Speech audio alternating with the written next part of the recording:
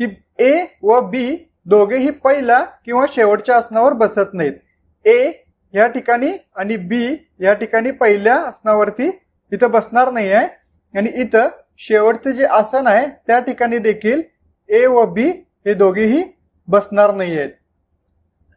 आपल्याला जो त्यांनी पहिला पॉइंट दिलेला आहे याच्यामध्ये आपल्याला त्यांनी म्हणले की बी जो आहे हा ए च्या डावीकडे तिसऱ्या स्थानावरती बसतो. ए आणि बी पहिला बसत नाहीत, ए आणि बी शेवटी बसत नाही. तर शक्यता अशी होते की ए आणि बी मध्ये जे 1 2 3 4 5 आहेत या ठिकाणी बसतील. आता ह्याच्यामध्ये आपण बी ची आपल्याला पोझिशन माहित आहे की बी हा इथं बसू शकतो.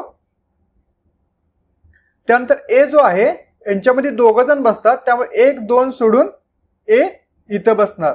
या पोझिशन मध्ये बी हा ए पासून तिसऱ्या स्थानावरती येईल डावीकडे.